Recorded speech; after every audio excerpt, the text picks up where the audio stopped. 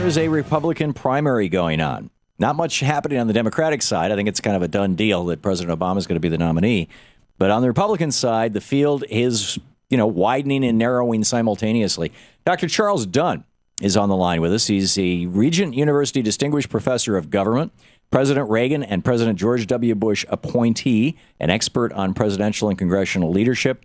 And you can find information about him at Regent University's website, regent, regent.edu.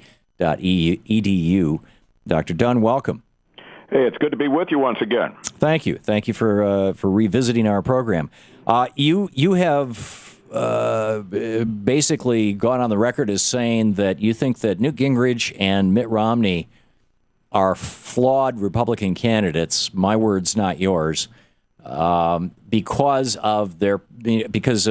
Romney did Romney Care, which is basically Obamacare, and because Newt Gingrich has, well, actually, I'm not sure exactly what your position was about his committing. You said he committed crucial, if not fatal, mistakes on the healthcare debate. First of all, do I have that right? And secondly, what are those mistakes that Newt committed? Okay, I think you're close to right. But first, let's look at Newt Gingrich. Sure. He has continually flirted with various people in the Democratic Party, Pelosi, Clinton, and others. And, of course, among rank I thought mostly he was flirting with his interns.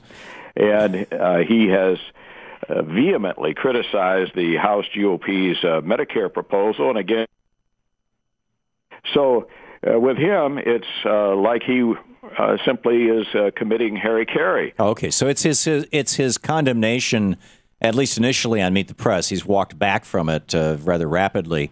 Of right. Paul Ryan's privatized Medicare legislation. Yes, that every single Republican in the House has voted for except 4, and they were for idiosyncratic reasons.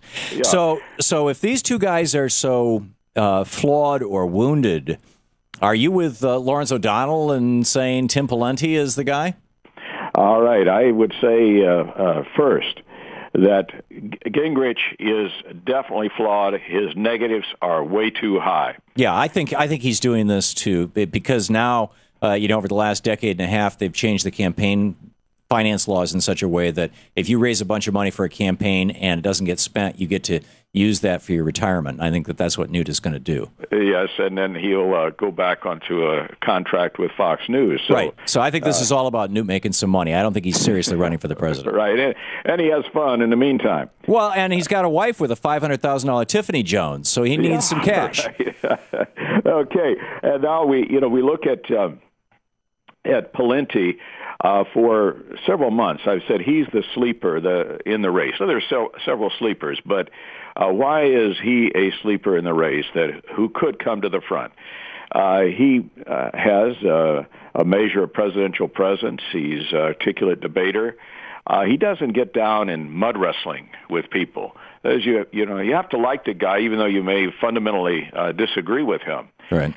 He comes from a state that Republicans would like to have in their column in 2012, Minnesota, yeah. In that upper Midwest where the Republicans have not done so well in recent years. Well, let me toss out a few things that I think the Democrats will probably use against him, and I'd like your take on whether he can survive these. First of all, the bridge falling down. I haven't actually seen any coverage of this anywhere, but at the time, it was the I-35 bridge across the Mississippi. Yes. It was kind of emblematic of the whole. Basically, starting with Reagan, the whole Republican 30-year, let's not invest in infrastructure. We haven't built, significantly any new schools or highways or bridges of any consequence, and our infrastructure is a wreck as a consequence of that. Secondly, Pawlenty came out and said that he's against energy subsidies. He said as part of a larger reform, we need to phase out subsidies across all of energy and all industries, including ethanol, which is not going to make him popular in Iowa. And yet at the same time, he also said that cutting subsidies to the oil and gas industry is, using his words, quote, it's ludicrous. I mean, the worst thing we could do is raise the cost burden on energy and oil. It's preposterous. So, he's trying to have his cake and eat it too. That's one. The third one, and then I'll let you go after it, is the former Republican governor, Mr. Carlson, Arnie Carlson, who was the governor of Minnesota from 91 to 99, and is an avowed fiscal conservative, has come out and said that the only way Pawlenty every state in the union except Vermont requires that the budget be balanced every year. So Pawlenty's claim that, hey, I balanced a budget is like, so what? So did every other governor in the state in the United States. But beyond that, this Republican, has come out and said, that the way he did it was with gimmicks, and that what he really left behind was a $6 billion deficit. Gimmicks is actually the word of the former governor. He says he postponed school and other obligations, leading to hikes in local property taxes and strains on school districts as burdens shifted downward. That it was his stimulus package Obama's stimulus package that he called a house of cards and said was misdirected, accounted for 1/3 of the money that he used to close his budget gap. In other words, he took Obama's money while he was trashing Obama. I mean, isn't he incredibly vulnerable on all these things? Well, let's look at how he handled those charges in the South Carolina debates. He came off well there handling those charges. Yesterday in his opening statement of his campaign, he handled those charges well. And the reason I say that he handled them well is not to say you are right or wrong. No doubt there's a measure of truth in what you've said. Well, I'm quoting him and the former governor, period. I understand. But, for example, the former governor is a supporter of President Obama.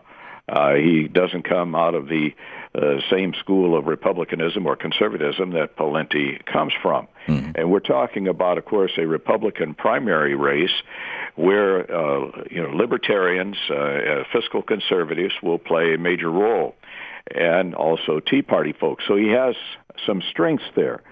So in a general election, the points that you make, he's going to have to answer those. But here in primary, in the Republican primaries contest, not so much. It's not so much. Yeah. So in the long run, you're right. He's got to answer. In the short run, he has effective answers and is a good position. I just wonder if his flip-flops. I mean, he was against bailouts and too big to fail. He was for TARP, and then he was later against TARP. And right. I mean, he's healthcare reform is going to reduce healthcare spending. He said that, and then he says, no, it won't. It's going to increase it. Now this, the congressional, the CBO says that it's going to cut it. And then, of course, if let's just assume he does win the Republican nomination, he goes up against President Obama. Right.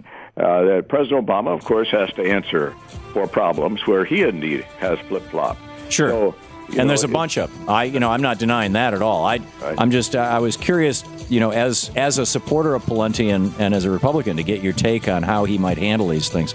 I'm sorry we're out of time. Dr. Charles Dunn with Regent University, regent.edu. Appreciate you dropping by, sir. Hey, it's always good to be with you. Thank you very much.